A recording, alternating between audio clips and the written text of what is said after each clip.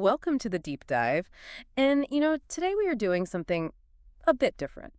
I want you to picture a mental slide deck. Right, like a presentation. Exactly, a high-stakes presentation.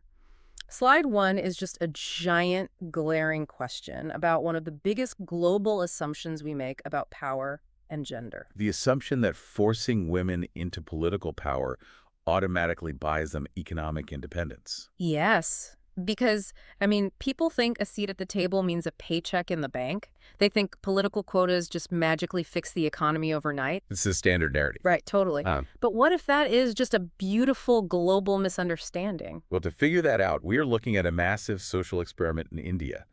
Millions of women, Yeah. a sudden political shift, and an economic result that literally nobody predicted.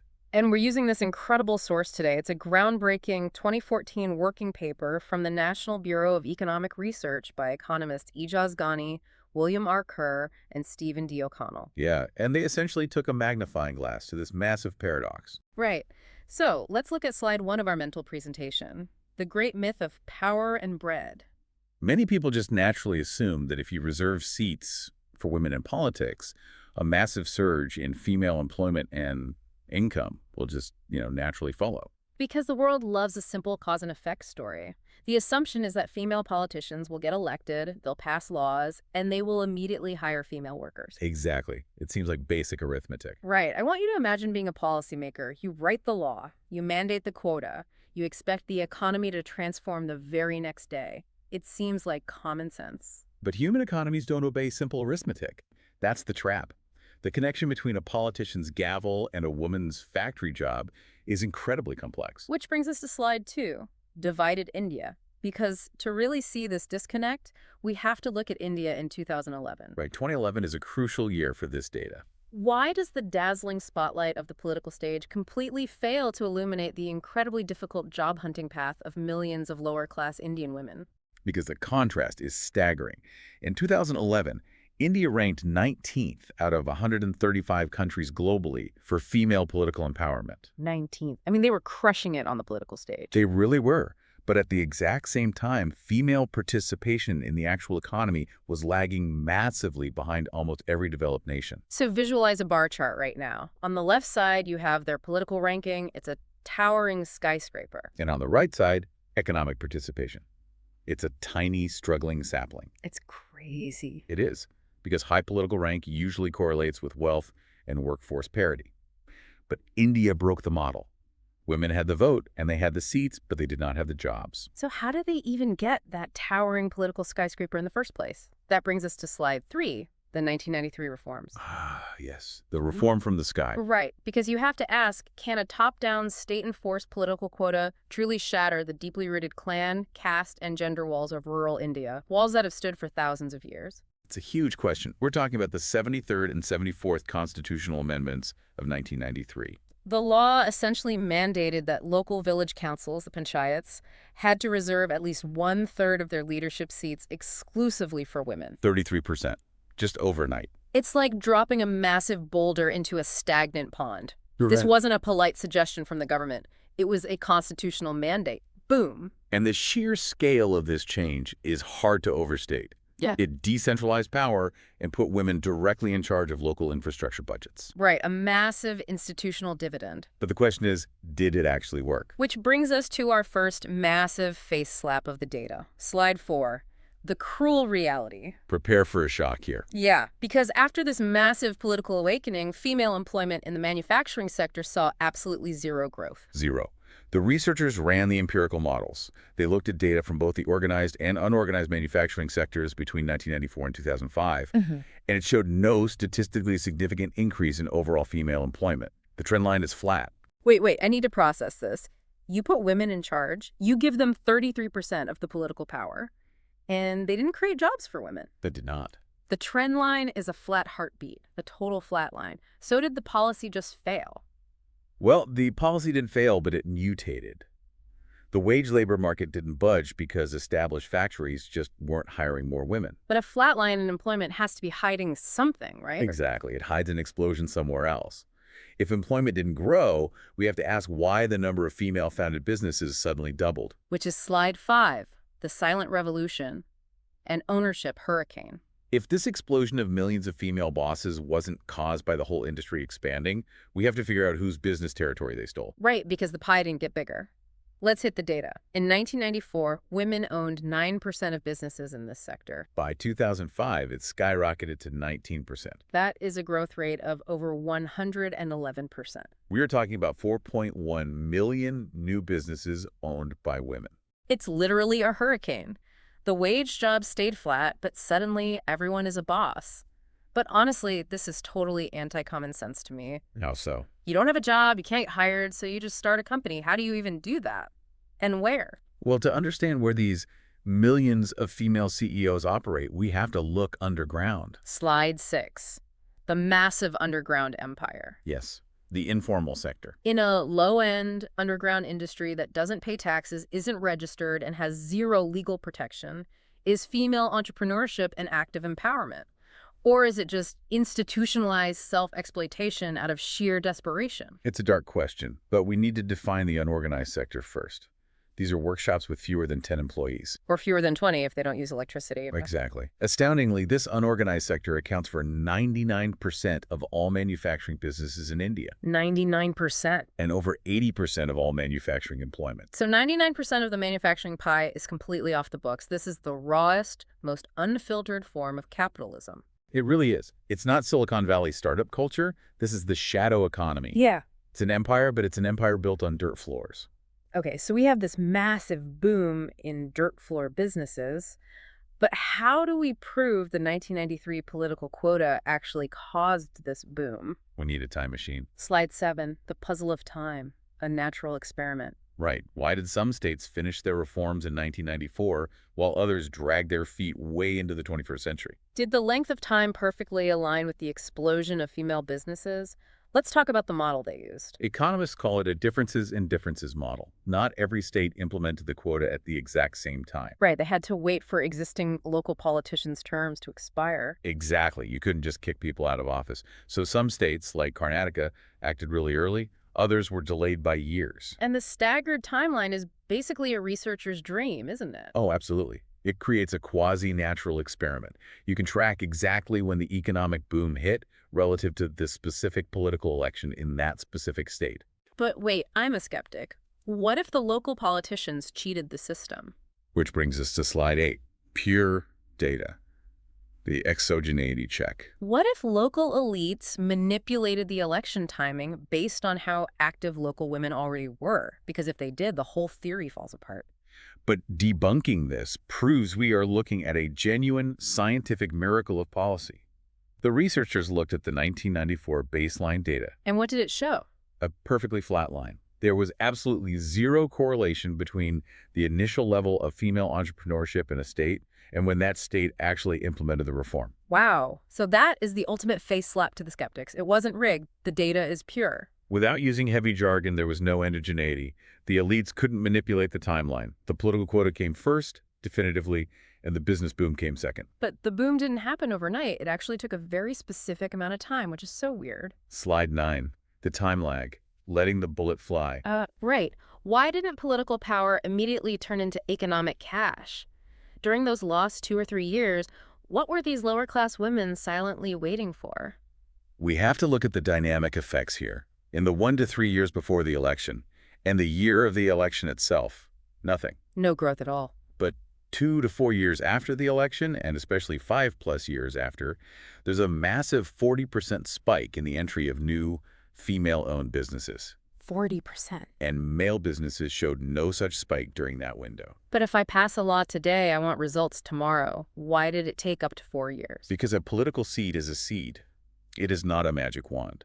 It takes time for a newly elected village council to pass a budget, to physically build something, and to change a local culture. Okay, that makes sense. So while they waited for the culture to shift, a massive identity shift was brewing underground. Slide 10, identity swap, from employee to partner. This massive identity shift didn't increase the total number of jobs. Instead, it ruthlessly rewrote the underlying power structure of the entire labor market. The math here is genuinely mind-bending. From 1994 to 2005, female-owned businesses increased by 4.1 million. Right. But total female workers only increased by 2.4 million. Wait, so there are more new businesses than new workers? That means women's share of employment in female-owned businesses must have spiked. It did, from 31% to 62%. So imagine a funnel. Women are draining out of the employee side of male-owned businesses, and they are pouring straight into the boss side of their own businesses. Exactly. The pie didn't get bigger. The slice was aggressively taken. Women basically hired themselves. Okay, but where are all these newly minted female CEOs setting up their headquarters? They don't have office buildings. Slide 11. The warm harbor. The rule of the household. Because we always assume liberation means stepping out the front door, right? We do. So why, after a political awakening, did women flock in droves to lock themselves back inside their homes to run these businesses? Look at the spatial reality of the data. 94% of these millions of new female businesses were household-based. 94%. Yes. Growth in independent outside factories was almost non-existent for women. Wait, 94% are operating out of their living rooms or their kitchens? This challenges literally everything we think about going to work. It does. But it's a very pragmatic revolution. Household businesses accommodate child-rearing and domestic duties. Right, because the quota didn't magically make the husband do the laundry. Exactly. And it avoids the patriarchal pushback of leaving the home to work in public. It is liberation, yes, but it is liberation within very strict boundaries. And the boundaries of what they produced were just as strict. Slide 12, traditional shackles. The invisible industry borders. Even with political power, why is the female commercial empire still trapped in the mud of rolling tobacco and weaving cloth? The industry concentration data is wild. Over 90% of the new female businesses are locked in 6 traditional low-end sectors. Textiles, tobacco like BD rolling wood products, food, furniture, and low-end chemicals like matches. Right. High-end manufacturing. Practically zero. So picture a bar chart. Tobacco and chemicals soar over 40% ownership, while technology is completely invisible. Women didn't invent new industries here. They expanded the ones their mothers and grandmothers already knew. They utilized existing, highly localized female networks. Which brings us to the harsh daily reality of these CEOs. Slide 13, queens of the dwarf kingdom. The brutal survival stats. These female bosses average only 1.35 employees, meaning it's mostly just the owner working entirely alone. Is this a business triumph, or is it a desperate struggle to survive? Let's compare male and female firms. It's grim. Female firms output only 1% of what male firms do. Fixed assets, only 32% of a man's business. Labor productivity is drastically behind. So we're essentially celebrating millions of women becoming queens of a dwarf kingdom. I have to ask, is this actually a win? It's the harsh truth of the informal sector. It is microscopic scale. But for a woman who previously had zero income and zero autonomy, going from 0 to 1% is an infinite leap. Okay, fair point. But skeptics will hear this and try to poke holes in the data. They'll say it's fake. Let's smash those illusions right now. Slide 14, smashing illusion 1. Is this just fake statistics? Are women just finally reporting businesses that already existed because they feel safer talking to a survey taker now that there's a female politician? Did the statisticians get played? That's the reporting bias hypothesis? Right. But the researchers tore this apart. The NSSO survey is based on a strict physical population census, not tax registries. And because they are informal, they don't pay taxes anyway. Exactly. There is zero incentive to hide or show a business to evade taxes. So illusion 1 is shattered. This isn't data dressing. This is a real physical economic revolution. But if the businesses are real, maybe it's just political corruption. Slide 15, smashing illusion 2. Cronyism in contracts. Did female politicians just use their new power to hand out lucrative government contracts to their female friends? The government procurement hypothesis? The data is brutal here.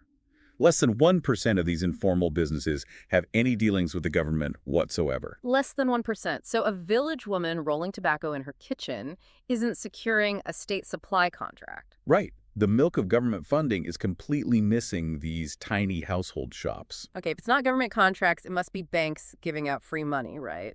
Slide 16, smashing illusion 3, the microfinance miracle. We all assume loans and microcredit created female entrepreneurs. Every charity brochure says so.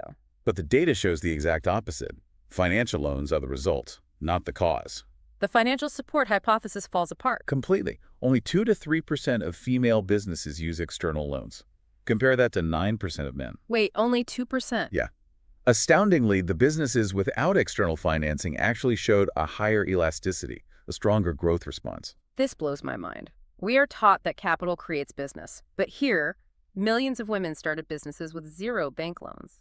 The loans arrived late to the party.